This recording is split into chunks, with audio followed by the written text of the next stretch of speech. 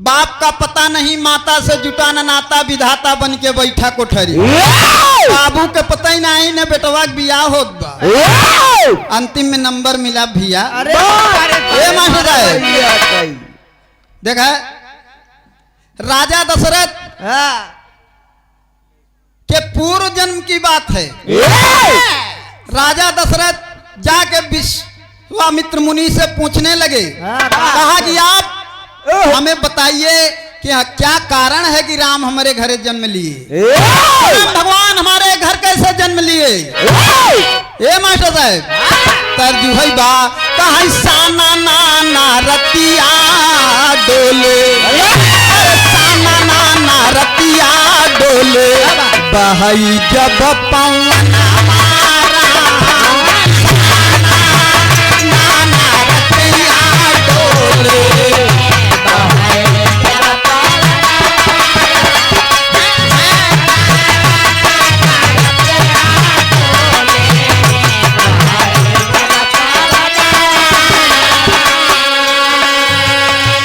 बाबूजी है भाव बा ढेर बतावे लागत तो मामला गड़बड़ाई जाए। आदरणीय हमारे पुजारी गुरुजी मास्टर साहब हमारे दीनानाथ गुरुजी के साथ आप संगत करते हैं। 101 रुपए का पुरस्कार सुंदर पुष्पहार चरण में पहलगी आशीर्वाद की कामना है। देखा भाई रामई के पता ना है बत लौकू सरे कहाँ से पता रहे मास्टर साहब कैसे।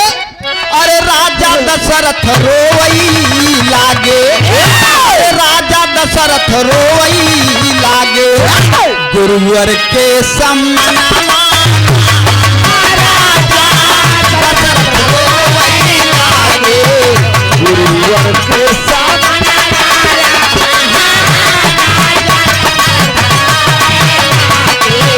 गुरुवर के सम्मान।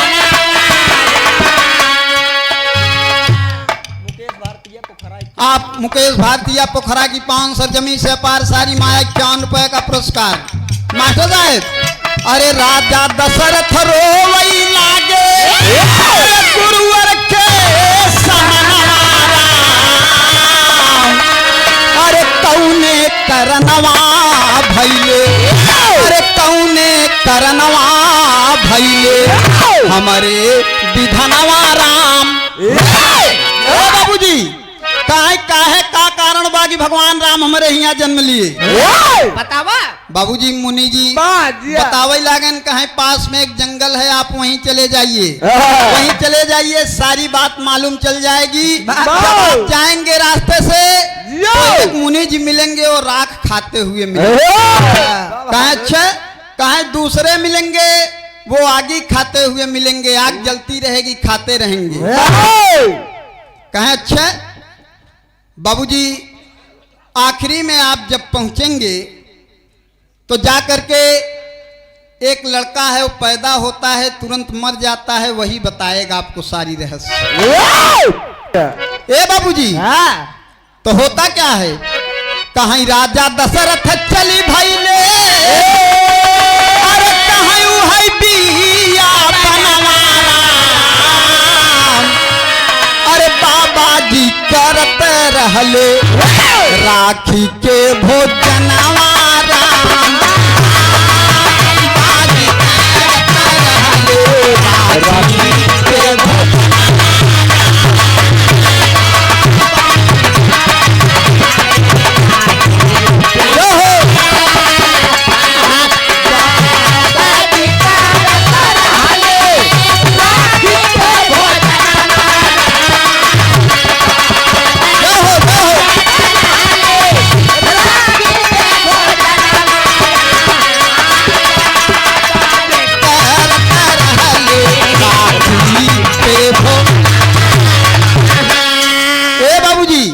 बाबा जी के पास पहुंचे कहे महाराज हमें बताइए कि हमारे यहाँ भगवान राम का जन्म क्यों हुआ, क्या कारण है।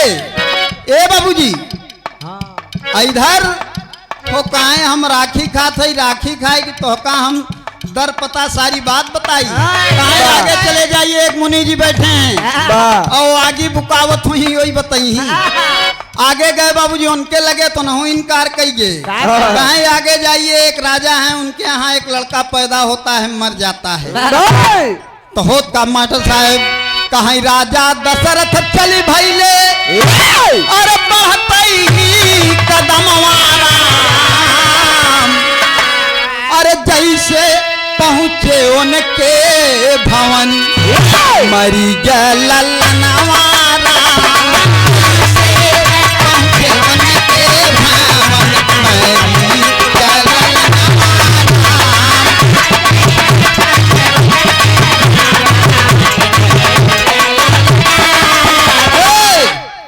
ए मास्टर साहब, जाए के पहुंचे, वो लड़का तुरंत मरा बाबूजी, और जैसे ले जाके उसे दफनाया गया, फिर से पैदा हुआ। फिर से पैदा हुआ, राजा दशरथ पकड़ लिए, कहें रुको, हमें ये बताओ कि हमारे यहाँ भगवान राम का जन्म क्यों हुआ। कहें राजा मेरी बात सुनो, अगले जन्म में आप एक संत थे और हम लोग भी संत थे। एक दिन भिक्षा में मांगकर जो आटा पिसान मिला ला कर हम लोग बनाने लगे, भगवान विष्णु संत के रूप में आकर भोजन को मांगने लगे, और आटे का पिंड बना के हम लोग जब वहां रखे थे, बाबूजी लिट्टी बनावत रहे, लिट्टी चोखा बनावत रहे। आएंगे भगवान विष्णु कहे अलख निरंजन, अलख निरंजन।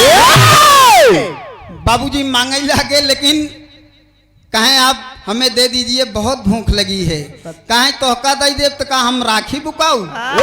आज वहीं के चलते हो जो मिले थे वो राखी खाते हैं। कहें दूसरा जने कहें का आगी खाब, कहें आप का कहे कि मरद जियत है। कहें हम कह दिया कि यही बड़े सुबेरन से मरद जियत है। आज वही हो रहा है। लेकिन बाबूजी राजा दशरथ कहा कि ऐसी बात है, कहें और अपने हिस्से का आपने उनको दे दिया, इस कारण से आपके यहाँ भगवान राम का जन्म हुआ, स्वयं भगवान हरि आए।